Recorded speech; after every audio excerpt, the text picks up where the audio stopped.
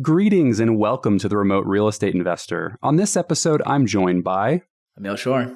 And today we're going to be talking about buying with an exit in mind. So, in other words, how to think about the eventual sale and if you're going to sell at the point at which you're doing your acquisition. All right, let's jump into it.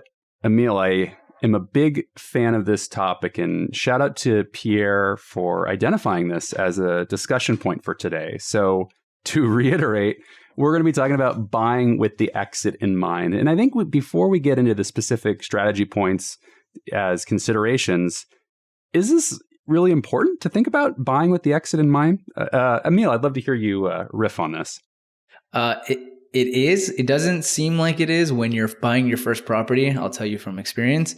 But years later, you will start thinking about it a lot more as you buy properties and wishing you had thought about it a little bit more down the road. Even if, you're going into it saying, I'm holding forever, that may not always be the case. And you may want to sell down the road, especially when, you've owned this thing for many, many years and you're just ready to get out of the business or whatever it is. It's always good to think of the end in mind. The way my thought process has changed, I've always considered, buy, hold forever, all that stuff. But the way I've evolved to thinking about it is keep the capital in play forever. So, you could sell your property and have that exit in mind, but just roll it over with a 1031 and keep that capital in play. And there's plenty of good reasons to do that. Perhaps you're leveling up into, a 2-for-1 properties, converting that 1031, or perhaps you're consolidating regions. I did that. I did that with my first 1031, moving out of one market and doubling down into a different market. So just because we're thinking about the exit in mind doesn't necessarily mean that we're exiting the capital. It might just be redeployment. So this discussion is very specific to the exit of the either redeployment or perhaps you need the money. All right. So the first topic that I want to talk about with thinking about the exit in mind relates to thinking about who your potential buyers are. So Emil, why don't you round us up with a couple of buyers to start this discussion? All right. So I'm going to be assuming we're talking about single family homes here. So when you are selling a single family home, luckily you have two buyers, unlike multifamily or commercial, where you're only really selling to investors. With a single family, you could sell to an owner occupant, or you can sell to another investor who is like you, probably buying it, wanting it to be a rental, wanting to collect rent, wanting all that stuff. So you have two options with a single family in place versus a multifamily or a commercial property. Yeah. And I think what's a good way to think about that is, how can you what kind of maximizing the value for the various different types of buyers that you have? And I'm going to reword that just a little bit so it makes but I'm going to start with an analogy. A smart mouse has multiple holes to run to. And applying that smart mouse analogy here is one of the great things about SFR is having two different sellers to sell to. So I think Emil's going to talk about example in a minute with related to, nicer homes. So to give everyone like a good example here of how you are maximizing your sale price by having multiple people, I think that's actually one of the most unique things about single family is you can sell to an owner occupant. And so this is something I realize after I've bought properties in areas that, the neighborhood score, the neighborhood quality isn't as high, schools aren't as good. But on paper, the yield looks great, right? And so I'm sure everyone's seen these higher cash flow properties. In having properties that are in nicer neighborhoods, properties in less nice neighborhoods, I can tell you I weigh this a lot more now in thinking about the exit. The properties in nicer neighborhoods, they appreciate more. And again, you can sell them to an owner occupant down the road. And the reason that's great is that they are an emotional buyer, right? They see a home, they really want it, especially right now. You think the environment we're in, you got bidding wars, you got people bidding up prices, all that stuff. That's the type of person you want to sell to. Obviously, you can sell to an investor as well. They're going to look at the numbers. If you have a tenant in place, we'll talk about how you can sell that. But selling to an owner occupant is a great option. They're an emotional buyer. That's who you want to sell to. Yeah. Selling to a tenant in place is a really interesting strategy to implement kind of just within your ownership. So one of the early funds that I worked at, they did a lease purchase option as one of their main products. And what they did with that is they collected a little bit of a premium of rent and also collected a bigger deposit that they eventually converted into the down payment should the tenant convert on their lease purchase option. So I think there's a couple of companies that are doing that now that are specializing in these lease purchase options where within the lease, the tenant has the opportunity to buy. But I think that's like a really interesting strategy, kind of sub-strategy of thinking about the exit in mind, having an actual lease purchase option. And if they're able to purchase the property, awesome. Then you convert on your exit. And if they're not, there's a lot more upside in the rent that you collected. Those are cool. Though, do you know if you as the owner can, like once you sign that contract with a tenant, like let's say it's 2 years, right? At the end of the 2 years, the tenant has the option to buy it? Or do you get final say like, oh no, the market's gone up 10, 20% more. I don't want to sell it anymore? Good question, Emil. I think there is some white space or I guess flexibility in how these are structured. The way that we had our lease purchase options is there were predefined prices up front. And it was a little bit of a risk reward for everybody in that if the prices had appreciated beyond what the predefined prices were on paper, then great for the tenant who was buying the property. If they didn't, then I think there was like a little bit of a decrease in the price. I don't think it was like really meaningful.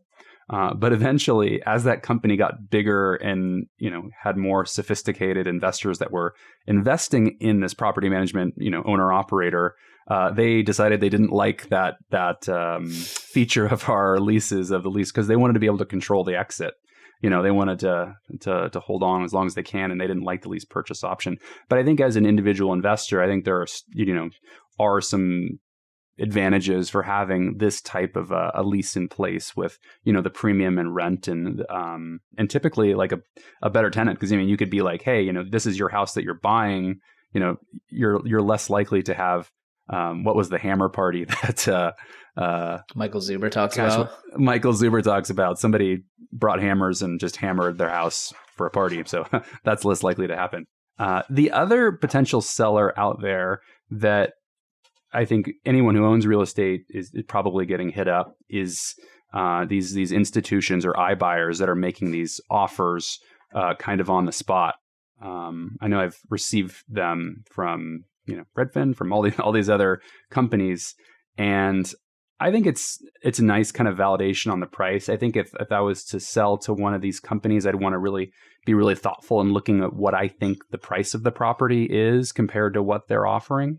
And it can make sense, but an important thing about the iBuyer piece is you need to be in a market at which those iBuyers operate. So if you're buying real estate in really little itty bitty markets, you're less likely to have that as an option into selling to one of these iBuyers or institutions. The other person sending those mailers is the not iBuyer, but someone who may be a wholesaler or they're an investor themselves, right? Like I'm sure you get the iBuy houses letters. I get probably like 5 a week right now. Someone wants to buy your house, all cash offer. So that's another investor who's may not be an institution or a big company, but is, small private and buying homes for their own portfolio.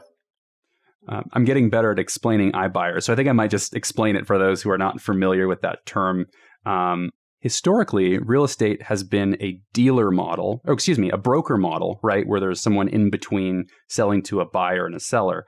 But what's happening in the industry is it's moving to more of a dealer model where there is this iBuyer in between who buys the property and then, perhaps does make some margin because they have their own title company, they do their own this, and then they sell it. So they take actual ownership. And that's comparing the traditional broker versus a dealer model, where an iBuyer is a dealer model and tons of money going into the space and doing that. You look at Zillow and Redfin and all those companies, and it's interesting. I don't want to diverge the conversation too much, but I mean, I would be concerned in that where there's any kind of downfalls in the market, iBuyers who's holding a lot of this inventory on their books. Anyways, that's the other consideration with buying with the exit in mind is kind of what are the iBuyers in the space and having that as an exit. All right. So lastly, we're going to talk about considerations with the exit in mind selling with the property occupied or vacant. So I think timing is a really important consideration. If you do have a very specific exit timing in mind, monitoring that lease and perhaps structuring the leases so they'd end in a peak sales time where you want to be a seller. That could be in the summer when school's out and all of that good stuff. So that's an important consideration with buying in the exit with the exit in mind of occupied properties. Yep, good one. In that, it's just general property management. You don't want to be having to fill, especially if you own in the Midwest or somewhere where it's cold, having to backfill a tenant during the wintertime. And it's the same thing with selling, right? You want to be selling in the summer or in the spring. That's just when there's the most activity, most people buying. So lining it up properly can help you maximize exit price as well. I will throw in a little Roofstock plug though. So that was a big reason why Roofstock was created as a marketplace, just to make it really efficient to buy and sell occupied property.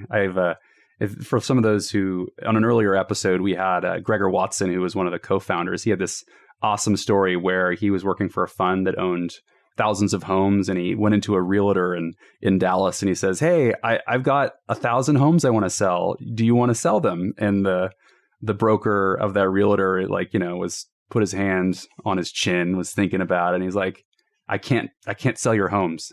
And Gregor's like, "Why not? This is got to be the biggest boon for your business ever." And the guy's like, "I don't have 1,000 signs. I can't sell your home." It was like that moment, Gregor's like, "Wow, this is a market opportunity to be able to." But anyways, I diverged. So if you are thinking about selling, with occupied properties, Roofstock was basically built for that, to do that and make it really efficient, so you don't have to vacate the tenant and all of that good stuff. So. Have you sold a property? I know you and I have both bought through Roofstock. Yes, I have. I have actually sold as well. Have you? I have. I have sold occupied and vacant. Nice. I have sold only occupied one last year. Nice.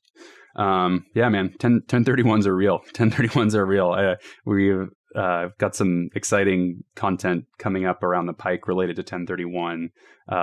We will share probably in late September, early October. So lots of fun things around that. And I think a key takeaway from this session is, you should buy with the exit in mind, even if you plan on holding forever, because it could be just a matter of redeploying capital.